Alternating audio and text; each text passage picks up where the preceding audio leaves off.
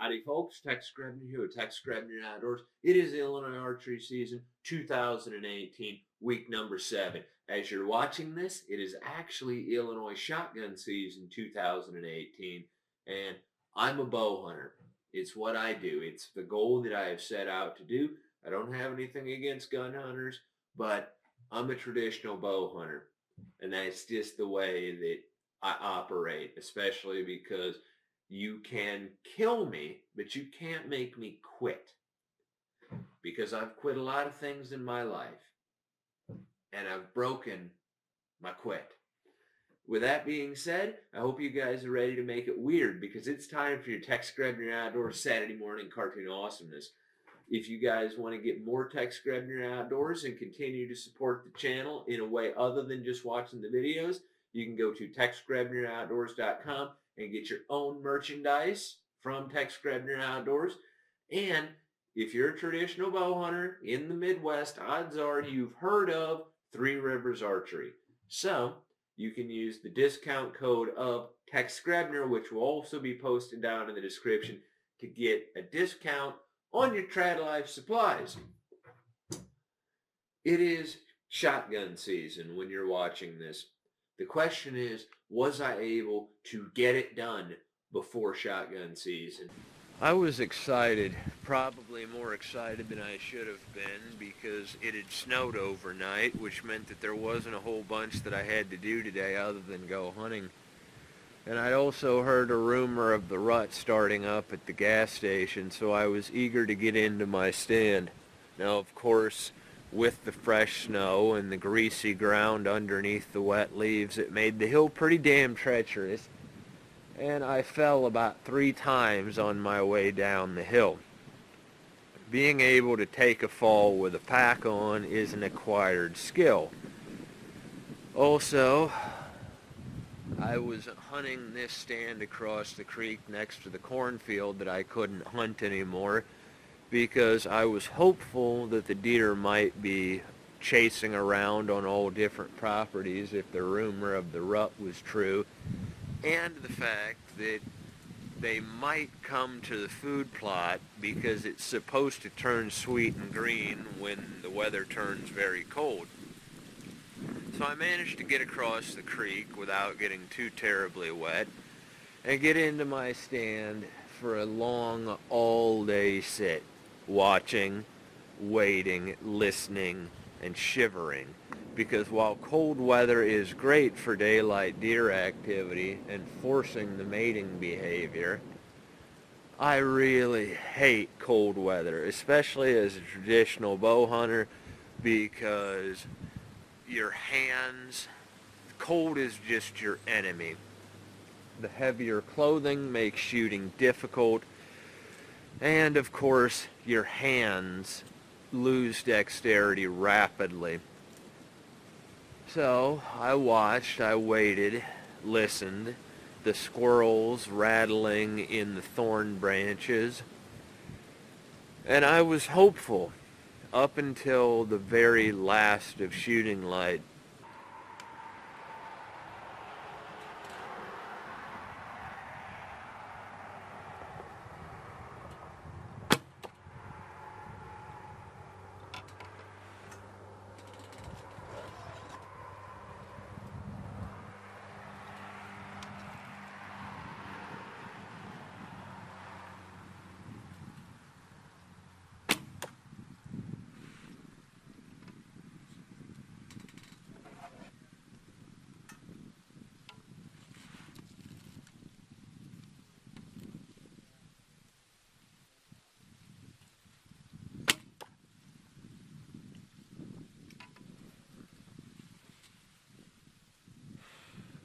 I'll be honest with you. When I first started traditional archery, nothing ever showed up to my deer stands, so it didn't matter. At this point, I'm so deep in the trad life, it ain't like I can turn back. But I'll be honest with you, if I was still a pin shooter, I'd have 3 dead deer right now.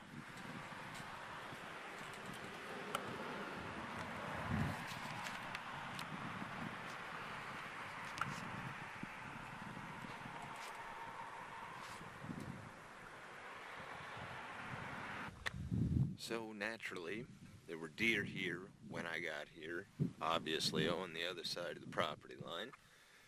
So we'll see how this shit works out. They ran down the hill, and they probably are gonna be down there waiting to bust me out on my way to my stand. This is real life. Bad luck tends to be a good omen for me, and as you saw, this hunt started out pretty rocky. Now, of course, I also realized that in the recent past, somewhere along the line, I'd ended up accidentally ripping off my Havlon knife pouch from my pack that is lost somewhere in the underbrush. So that's a good omen, because it means that if something shows up and I kill it, if I don't have a knife, there's a high likelihood that I'm going to need a knife. So I was excited. It was cold, it was calm, it was just absolutely beautiful. And no sooner was I in my stand for about a half an hour than I looked over my shoulder, and here were two does standing in the grass. And they'd obviously come past the stand that I wasn't in. The high-stakes game of whack-a-mole is real. So all they did was stand there and be annoying for about a half an hour until they got bored and moved off doing what free-range animals do. A little bit after that, I ended up seeing a buck climb the ridge on the wrong side of the property line. Didn't get a good look at his antlers, but deer activity's deer activity. And a little bit later, a doe on the wrong side of the property line was playing around in the thick brush, but I wasn't sure if she was going to jump the fence, so I had my bow at the ready. Of course, at that point, my hands were about froze, waiting for her, ready with my cameras on. And so, after she went about her business, I got my gloves on again, because the temperature was dropping.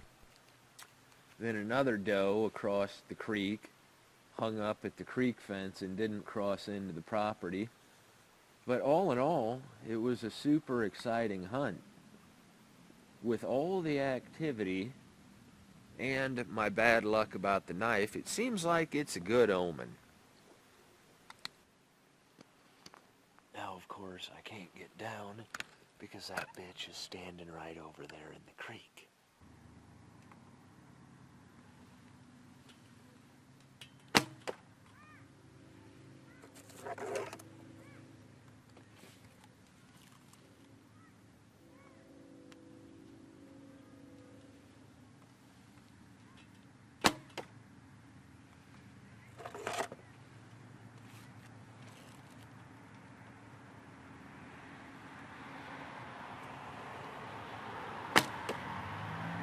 I spent the majority of last night taking down a tree stand and moving it, putting it up into this catalpa tree across the creek near where the does seemed to be moving around in the afternoon yesterday.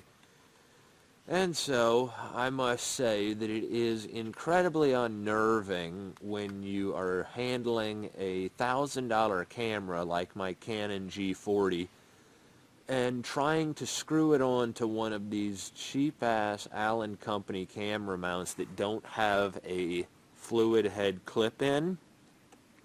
God forbid I drop it. It's not like I can afford another one.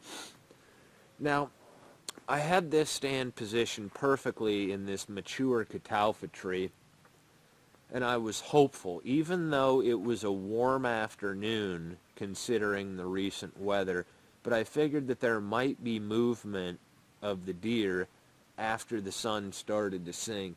Of course, since it had been quite dry and warm today, with almost no wind, it meant that it was so quiet, and the leaves had dried out, which meant that the squirrels were playing with my emotions, because every rustle of a leaf, every rattling of a branch, screams in the back of your mind, deer. Of course, it wasn't to be, but I was at least happy to have test run this stand, because with the amount of doe activity that I seem to have around the property during my high-stakes game of whack-a-mole, it does stand to reason that there should be some buck activity soon as the rut kicks off. But the rut is a mysterious thing, and you're never quite sure when it actually starts, and if you don't have a deer after the rut, then it becomes absolutely miserable to hunt, because at that point you're in absolute desperation. It got colder and colder as the sun sank lower and lower, and there was no deer activity until I started to pack up after shooting light when I got busted. So I planned on going hunting this morning, but naturally I was so amped up that I basically laid awake in bed till about 3 in the morning thinking about deer hunting, and so I didn't get up in time to go deer hunting. And then, as you can see, it's snowing, so we were working in the fields all day trying to beat the snow, and I've got to do chores in a little bit, and I'm not going to have the daylight to get out. But here I am taking a little bit of time in the backyard trying to make sure that I've got everything right in case I get another chance.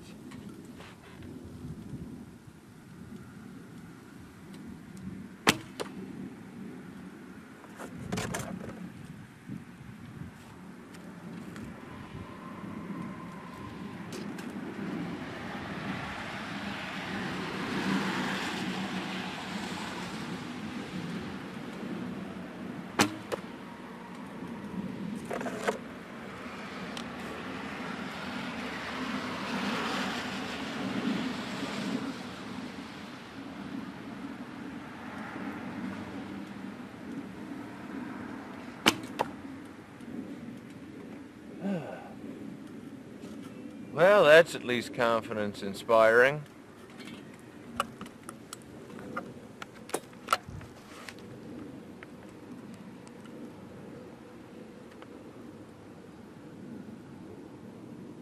I've started shooting pretty much exclusively with my broadheads, because your broadhead sight picture is going to look a hell of a lot different than how it looks with a field point on. So I got the workout in for the day. Going to resharpen these broadheads, and I'm going to show you guys just how easy it is to sharpen single bevel broadheads now that I actually spent the money and got a work sharp. Super easy way to sharpen a single bevel broadhead, and this is going to cost some money. Here I have a work sharp with the belt guard off because I don't like using the angle guard. And I have it zip tied down solid onto a 25-pound weightlifting plate.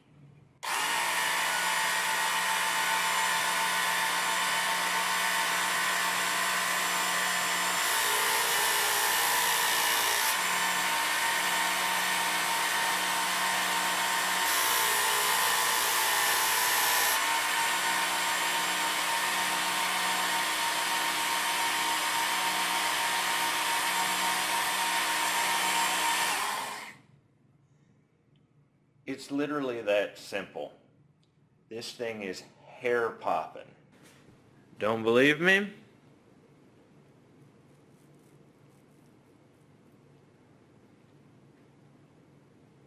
It was a long, cold, and uneventful day in the stand. I dubbed this tree the shitty stand because the branches were covered in raccoon crap. And I admit that I was frustrated and wondering where in the hell all the deer were.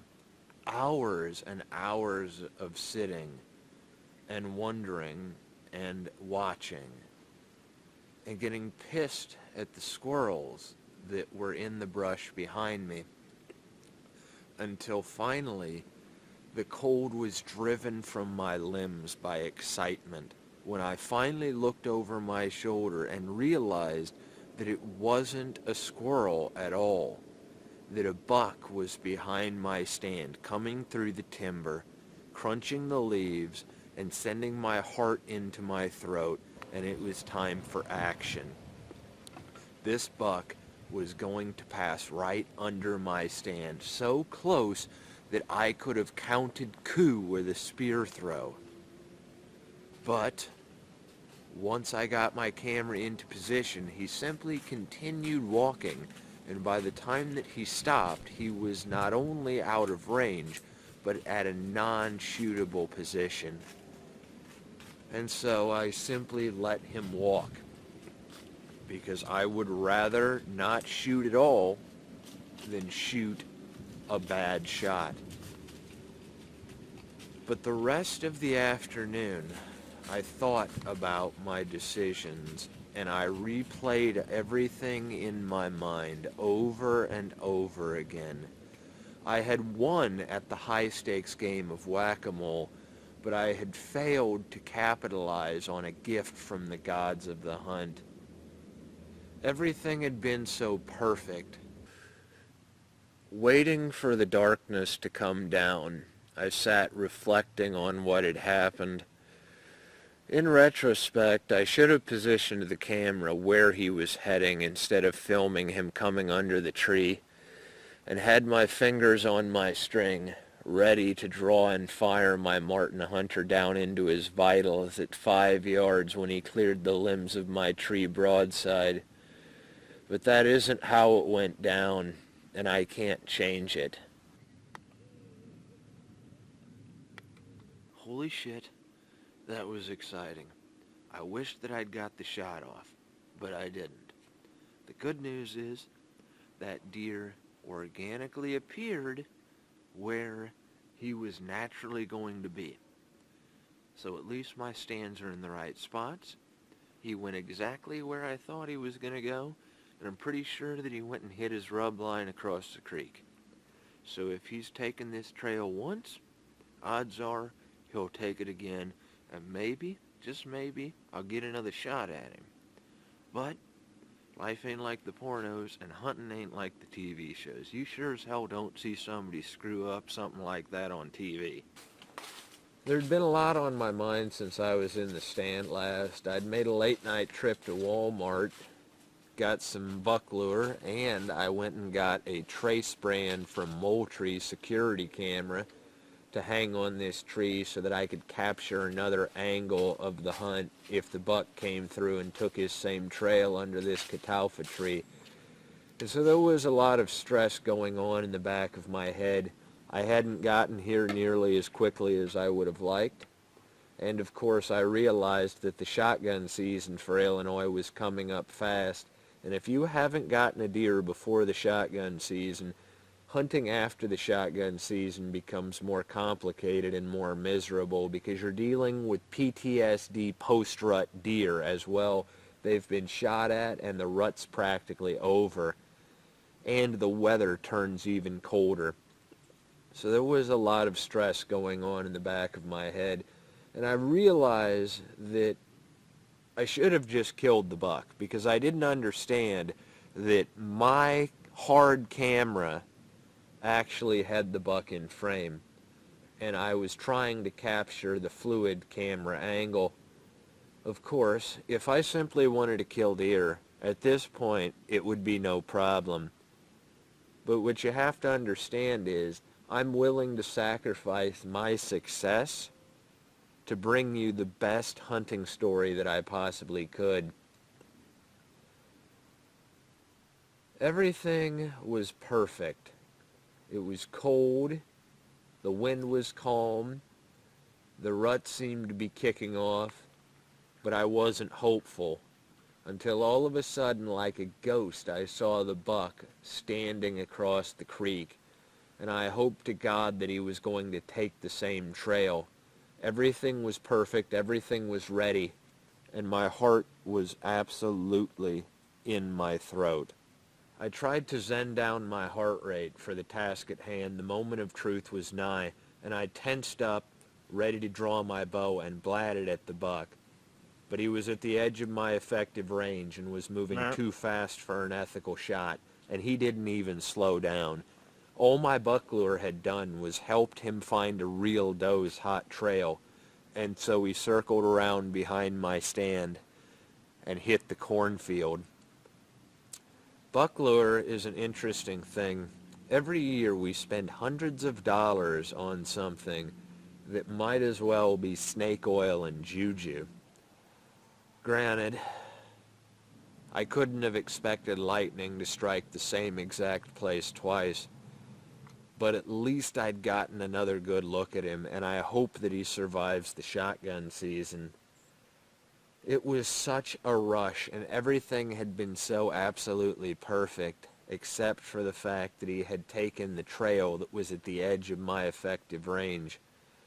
And so I sat until the very end of shooting light, wondering if he would be back.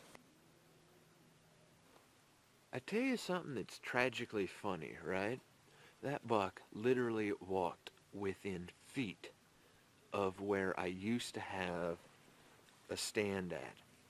Literally within feet of a tree that still has tree steps screwed into it. I shit you not.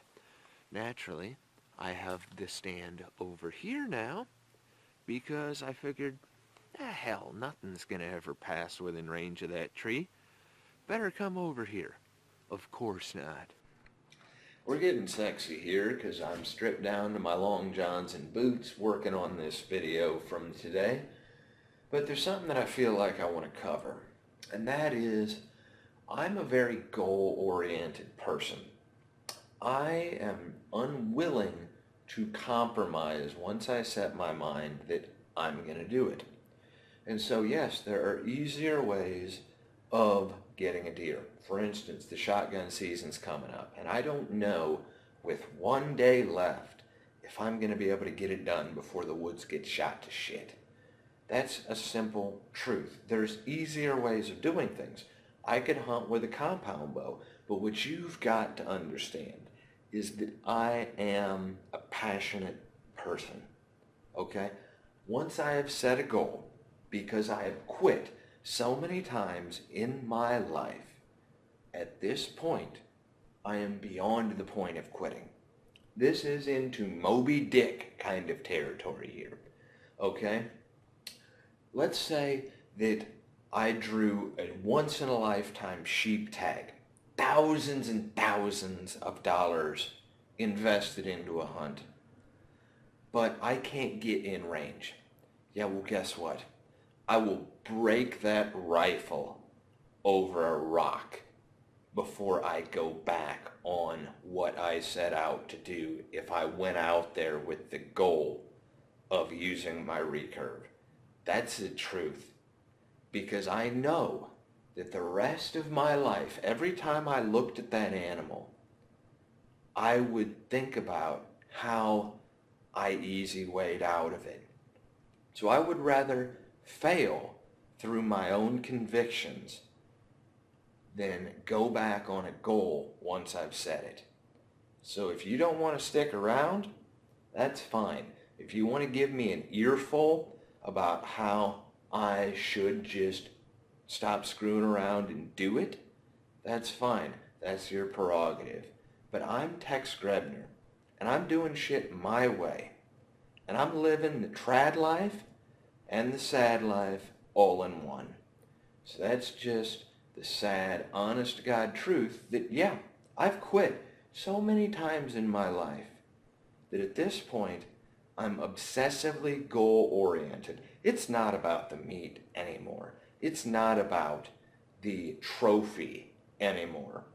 It's about doing shit according to my own moral compass so that I'm going to feel good about it when I'm done. As it turns out, I wasn't actually able to go hunting another time before the gun season is going to start because I live in real life just like the rest of you.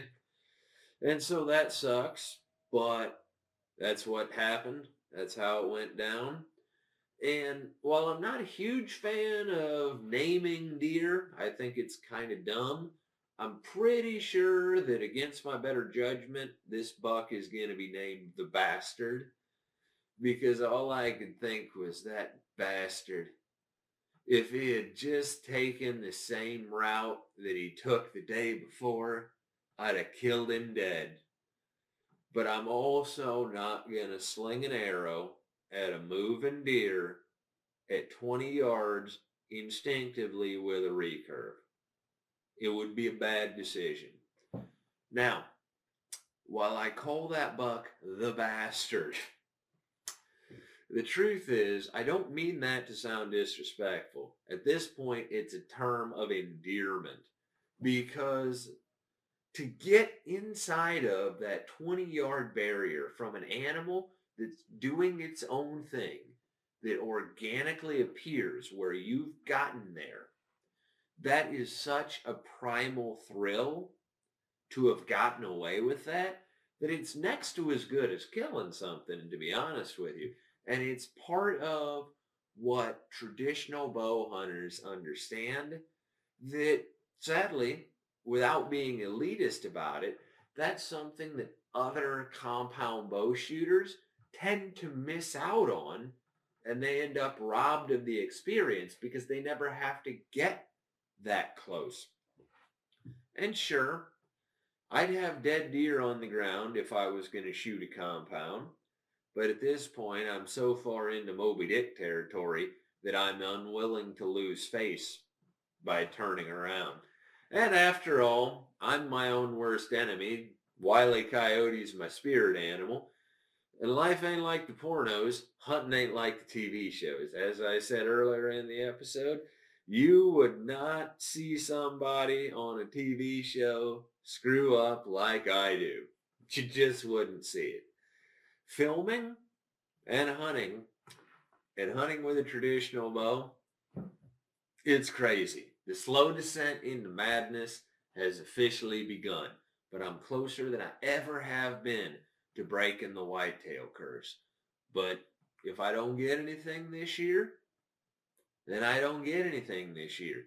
That's the way that it works. Traditional life, trad life, is a commitment to the acceptance of failure.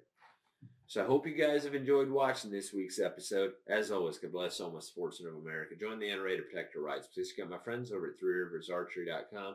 Thank you very much to those of you involved in law enforcement and those who served in the military. And thanks for watching Tex Grebner Outdoors.